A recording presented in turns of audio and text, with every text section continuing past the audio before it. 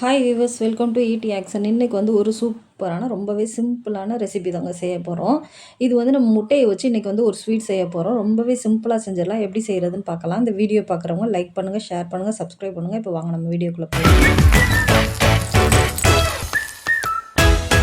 ED action family. இப்போ இந்த sweet செய்கிறதுக்கு வந்து நான் 3 முட்டை எடுத்திருக்கேன் பாருங்கங்க.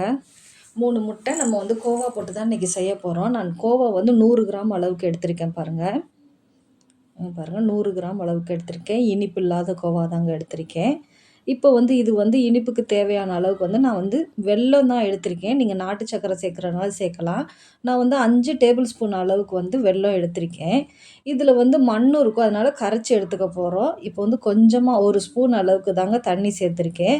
இது வந்து இப்போ கரையிறதுக்காக சேர்த்துருக்கேன். இப்போ கரைச்சி இதை எடுத்துக்கிறலாம். இப்போ பாருங்கள், ஒரு பவுலில் வந்து 3 முட்டை சேர்த்துருக்கேன். 3 முட்டை சேர்த்து இது நல்லா வந்து அடிச்சிடலாங்க. இங்கே பாருங்கள், நல்லா மிக்ஸ் ஆகுற வரைக்கும், எல்லாமே மிக்ஸ் ஆகுற வரைக்கும் அடித்து எடுத்துடலாம்.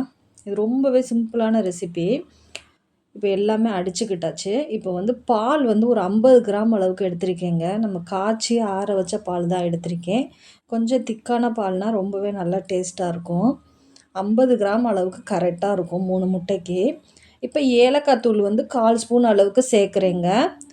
இப்போ வந்து இது கூடவே கோவாவும் நம்ம சேர்த்துடலாம். கோவா வந்து நீங்கள் ஃப்ரிட்ஜில் வச்சுருந்தீங்கன்னா செய்கிறதுக்கு முன்னாடி கொஞ்சம் நேரத்துக்கு முன்னாடி வெளியே எடுத்து வச்சுருங்க.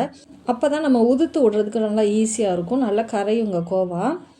இப்போ வந்து ஏலக்காய் தூள் வந்து 1/4 டீஸ்பூன் சேர்த்தோம்ல, அது வேணான்னா நீங்கள் வந்து வெண்ணிலா எசன்ஸு கூட சேர்த்துக்கிறலாங்க. ஒரு 1/4 டீஸ்பூன் அளவுக்கு சேர்த்துக்கிறலாம் வெண்ணிலா எசன்ஸு. அந்த ஃப்ளேவரும் நல்லாயிருக்கும். இதில் வந்து முட்டை ஸ்மெல்லே இருக்காதுங்க. ரொம்பவே நல்லா டேஸ்ட்டாக இருக்கும் இது. இப்போ பாருங்கள், வெல்லம் வந்து நம்ம ஊற்றின தண்ணிக்கே எவ்வளோ தண்ணி விட்டுருச்சு பாருங்கள். இப்போ இதையுமே நல்லா சேர்த்துக்கிட்டாச்சு. பாருங்கள், மண்ணும் இருக்கும், அதனால தான் இப்படி வடித்து விட்டாச்சு.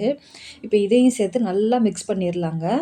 மிக்ஸ் பண்ணிவிட்டு இப்போ வந்து நம்ம வந்து எந்த பாத்திரத்தில் ஊற்ற போகிறோமோ அந்த பாத்திரத்தில் வந்து கொஞ்சமாக நெய் வந்து தடவிக்கிடலாம். சுற்றி நம்ம படுற மாதிரி தடவி எடுத்துக்கிடலாங்க.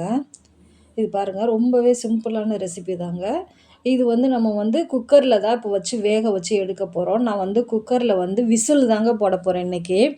நம்ம வந்து அப்படியே வேக வச்சோம்னா எப்படி ஒரு 20 நிமிஷம் ஆகும். இப்போ நம்ம 2 விசில் வச்சோம்னா சீக்கிரமே இது வெந்துருங்க. இப்போ குக்கரில் வந்து 1 கிளாஸ் அளவுக்கு தண்ணி சேர்த்துட்டு இப்போ வந்து அடியில் வந்து ஒரு வடிகட்டி போட்டிருக்கேங்க. போட்டுட்டு வந்து பாருங்கள், மூடி போடுறேன். இதை தூக்கி வச்சுட்டு மூடி போட லைட்டாக ஓப்பன் பண்ணி வச்சுருக்கேன். அப்போ தான் வேர்வை தண்ணி உள்ளே விடாது.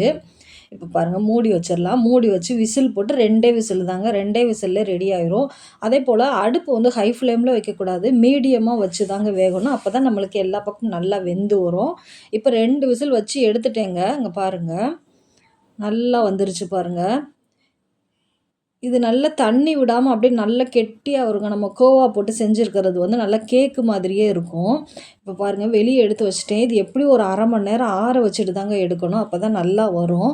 இப்போ பாருங்கள், நம்மளுக்கு 1/2 மணி நேரம் ஆயிடுச்சு பாருங்கள். ஆறவும் அந்த சுற்றி உள்ளதெல்லாம் பாருங்கள், கலரே சேஞ்ச் ஆகிருக்கு. ரொம்பவே நல்லா சூப்பராக இருக்கும். ரொம்ப சிம்பிளான ரெசிபி தாங்க. ஒரு 1/2 மணி நேரத்தில் இது ரெடி ஆயிரும் இந்த ஸ்வீட்டு.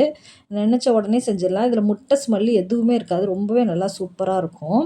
இப்போ பாருங்கள், நான் கத்தியால் சுற்றி எடுத்து விட்டுட்டு ஒரு தட்டை வச்சு கவுத்தி எடுத்துட்டேன். அப்படியே வந்துருச்சு, நம்மளுக்கு ரொம்ப ஈஸியாக வந்துருச்சு. இப்போ பாருங்கள், நல்லா கெட்டியாக கேக்கு போல் தான் இருக்குது பாருங்கள். இது சாப்பிட்றதுக்குமே அவ்வளோ ஒரு டேஸ்ட்டாக இருந்துச்சுங்க. இது ரொம்ப சிம்பிளான ரெசிபி. சின்ன பிள்ளைகளுக்கெல்லாம் கொடுக்கலாம். இது முட்டை சாப்பிடாதவங்களுக்கு கூட கொடுக்கலாங்க. முட்டை ஸ்மெல்லே இருக்காது இந்த ஸ்வீட்டில். இப்போ பாருங்கள், கட் பண்ணி எடுத்துட்டேன் பாருங்கள். இது வந்து நல்லா எவ்வளோ ஒரு திக்னஸ்ஸாக இருக்குது பாருங்கள். நம்ம கோவா போட்டது வந்து ரொம்பவே நல்லா டேஸ்ட்டாக இருக்கும். உங்களுக்கு ஸ்வீட் சாப்பிட்ணுன்னு தோணுச்சுன்னா உடனே இந்த ஸ்வீட் செஞ்சு சாப்பிட்லாங்க. ரொம்பவே சிம்பிளான ரெசிபி தான். எப்படி இருந்துச்சுன்னு நம்மளுக்கு கமெண்டில் சொல்லுங்கள் ஃப்ரெண்ட்ஸ். தேங்க்யூ ஃபார் வாட்சிங்.